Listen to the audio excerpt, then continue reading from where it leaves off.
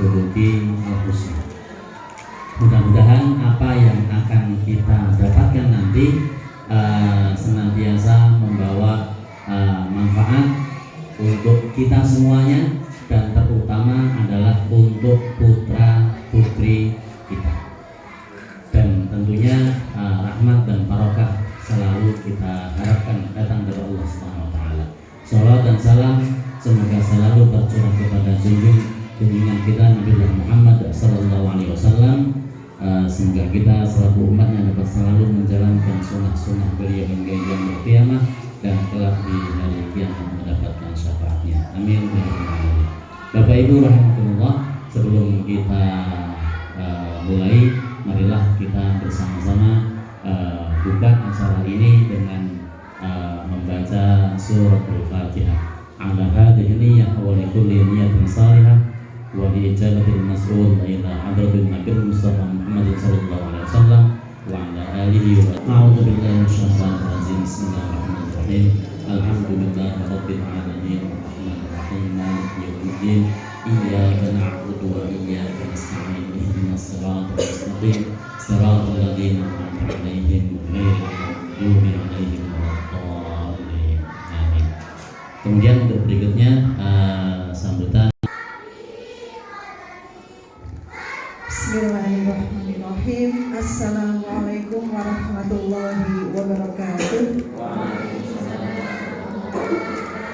Alhamdulillahirrahmanirrahim. Assalatu wassalamu ala asyrafil anbiya'i wal mursalin wa ala alihi wa ashabihi ajma'in. Amma ba'du. Yang kami hormati Koordinator Tahfidz Ustadz Said Sabik, yang kami hormati Ustadzah Enia Iman, dan juga yang sangat kami muliakan Bapak Ibu wali murid kelas 1.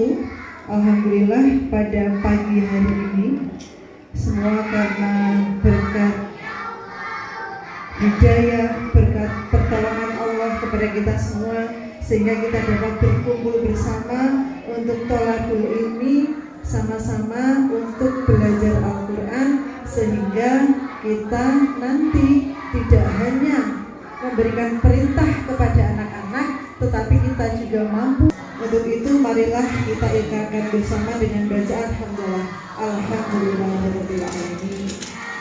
Salawat serta salam kita haturkan kepada Nabi kita Nabi Muhammad sallallahu alaihi wasallam, Nabi yang kita nanti-nantikan syafaatnya di hari yaumul qiyamah nanti. Amin.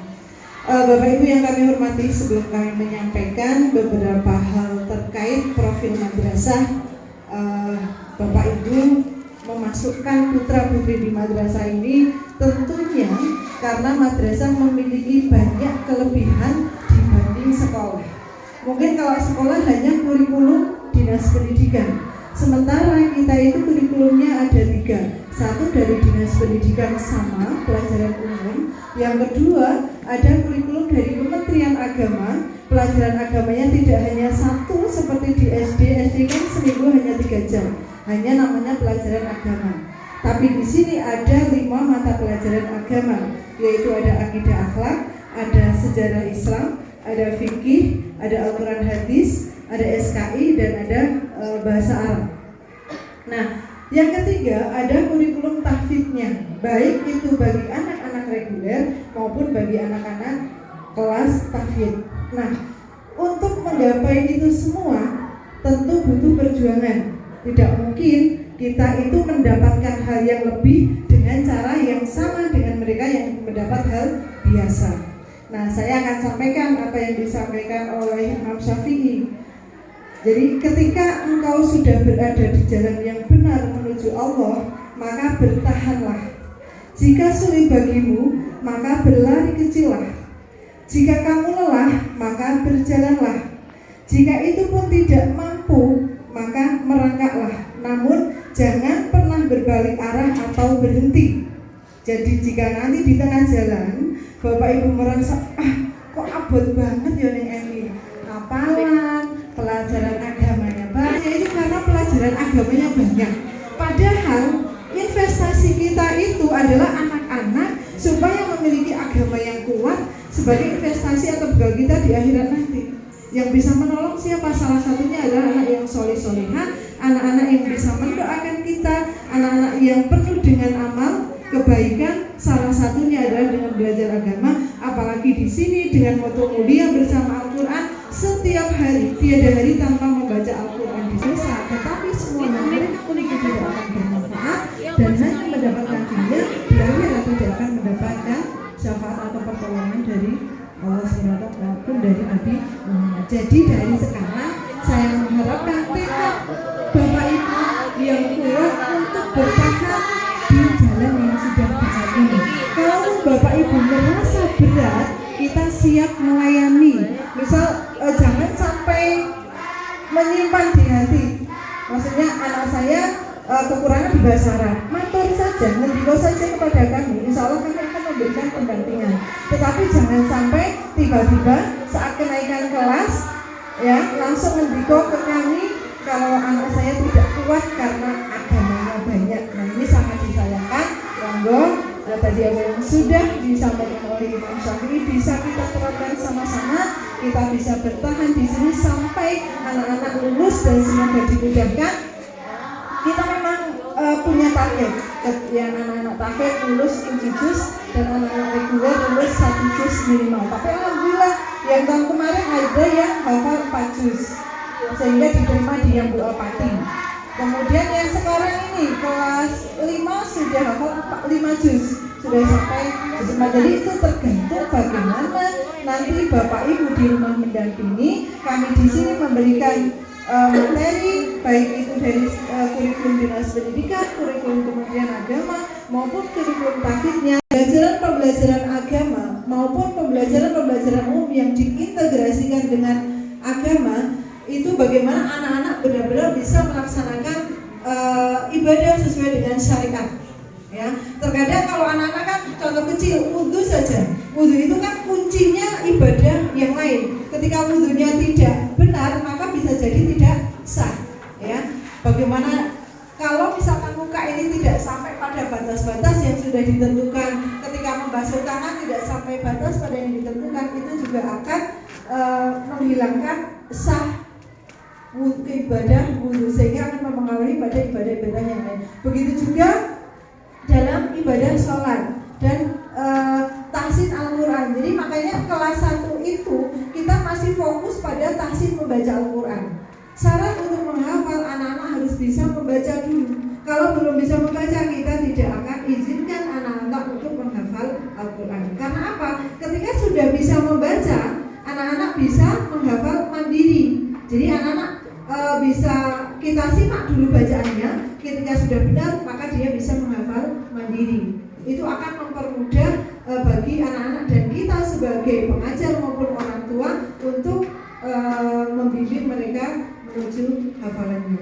Jadi memang kita utamakan tahsin. Makanya orang tua pun jangan sampai tahsin Al-Qurannya tidak sesuai dengan kaidah, baik itu makhraj maupun tajwidnya. Nah, sehari ini kita berikan metode yang sudah kita tetapkan, yaitu Al-Husna. Kenapa Al-Husna? Karena kita menggunakan Rasm Usmani, jadi bukan Al-Quran yang Indonesia. Kalau Indonesia kan antara harakat tanwin, antara idhar, idgham biguna, ikhfa, iqlab, semua sama bentuknya. Beda dengan Rasm Usmani. Tanpa anak-anak mengetahui itu hukumnya apa, tapi ada perbedaan harakat sehingga anak-anak yang dengung benar-benar terbaca dengung, yang jelas benar-benar terbaca jelas. Nah, ini orang tua harus familiar juga sehingga saat mendampingi di rumah nanti bisa benar membacanya. Nah, kalau 2 hari ini belum tuntas, insya Allah setiap Jumat kita akan adakan pelatihan mengaji yang akan diajar oleh beberapa musyrif, guru halakoh. Nanti pelaksanaannya di sini dan di gazebo yang bawah itu nanti akan dikelompokkan menjadi beberapa kelompok. Selanjutnya berprestasi kreatif dan mandiri. Nah, berprestasi ini kita sajikan melalui satu kegiatan intrakurikuler, yaitu pembelajarannya dengan berbagai media dan model pembelajaran yang aktif, kreatif, efektif dan menyenangkan. Kemudian ada beberapa kegiatan kokurikuler, yaitu tadi pembelajaran Al-Quran. Kan kokurikuler ada nanti misalkan lomba MTQ. Alhamdulillah kemarin kita juara 1 tingkat kota, baik itu tartil ataupun tahfidnya. Bahkan kita kemarin di provinsi juara 2 tahfid kategori 5 juz, itu baru kelas 3 namanya. Jadi dia sudah level JUS 30, JUS 1, 2, 3, 4. Sudah 5 JUS, alhamdulillah kemarin juara 2 di tingkat provinsi. Kemudian kreatif dan mandiri kita adakan kegiatan ekstrakurikuler, dan ini mungkin nanti baru dimulai anak-anak kelas 3 sampai 5. Jadi ada berbagai macam kegiatan ekstra. Baik itu dari segi, kalau yang wajib pramuka, lainnya ada rebananya rebana modern yang ngajar Mas Dias, pelatih di Gedung Sari 3 juga. Jadi itu ada drumnya, ada pianonya, ada semua lengkap, alat musik modern dan juga alat musik rebana yang tradisional lengkap.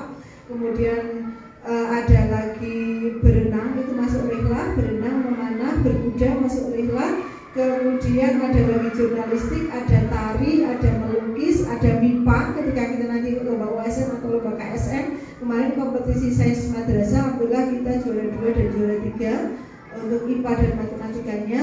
Kemudian ada lagi seni lukis dan lain-lain. Nanti insya Allah mulai kelas 3 anak baru mulai mengikuti kegiatan ekstra. Alhamdulillah kita sudah terakreditasi A unggul sama dengan SMATN juga A unggul dengan nilai 96. Doakan kami semoga bisa mempertahankan akreditasi ini. Selanjutnya ini adalah awal berdirinya madrasah. Jadi madrasah kita itu sebenarnya berdirinya tahun 70-an. Jadi tapi mendapatkan resmi SK pendirian madrasah itu tahun 1978. Awalnya dulu madrasah wajib belajar, masih di Masjid Kuburan. Nah, kepala madrasah pertamanya adalah ayahnya dari Ustadz Sabik. Beliau gigih memperjuangkan madrasah ini, dan saat ini miliknya Ustadz Yusuf Mansur. Jadi dulu pertama kita membangun kelas tahfidz itu mendapat bantuan 50 juta dari Darul Quran, dan alhamdulillah kita bisa mengembangkan berkat bantuan seluruh wali murid MI5 dan juga masyarakat. Jadi kita membeli tanah ini, dulu kan kita gedungnya hanya sana, membeli tanah dan bangunan ini. Madrasah itu kita terkenal madrasah yang murah. Baru tahun ini loh ada yang namanya infak pembangunan madrasah, sebelumnya nggak ada. Baru angkatan panjenengan ini 250.000 minimal, dan itu memang sangat membantu untuk mengembangkan fasilitas yang ada. Jadi zaman dulu itu ketika kita mau membangun, kita hanya minta tolong kepada orang tua. Kalau yang mampu memberikan secara materi, memberikan materi, yang tidak mampu kita minta tolong untuk menyebarkan proposal. Nah, alhamdulillah proposal itu yang punya majikan ya diberikan kepada majikannya, yang dosen diberikan kepada teman-temannya, yang di Pertamina diberikan kepada kolega-koleganya. Alhamdulillah kita membangun musola ini habis sekitar 150-an juta, alhamdulillah selesai dari masyarakat. Membangun 2 lokal dan 2 lokal bawahnya ini juga semuanya dari masyarakat. Kita bermodalkan usaha dan doa, dan Allah memang mudahkan ketika memang kita sudah benar-benar berikhtiar. Hadis 30 memang itu target untuk kelas reguler, hafalan hadis pilihan, sholat duha dan juga sholat zuhur berjamaah. Jadi kami sangat mengharapkan ketika setiap hari anak-anak di sini sudah pembiasaan sholat duha, kalau ahad atau kalau hari libur, derek di rumah juga diingatkan, dibiasakan juga. Jangan sampai sekolah libur, duhanya ya libur ya. Orang tua juga bisa membersamai anak-anak. Semoga kegiatan hari ini nanti akan membawakan berkah dan manfaat bagi Bapak Ibu untuk mendampingi putra-putrinya dalam pembelajaran Al-Quran. Dan saya berharap Bapak Ibu bisa mendukung visi misi kami, yaitu berperilaku islami, berprestasi, kreatif dan mandiri, dengan mendampingi anak-anak saat di rumah, baik belajar akademisnya maupun belajar non akademis, yaitu dalam pembelajaran Al-Qurannya. Mungkin itu yang dapat kami sampaikan. Matur nuwun atas perhatiannya. Billahi taufiq wal hidayah. Wassalamualaikum warahmatullahi wabarakatuh.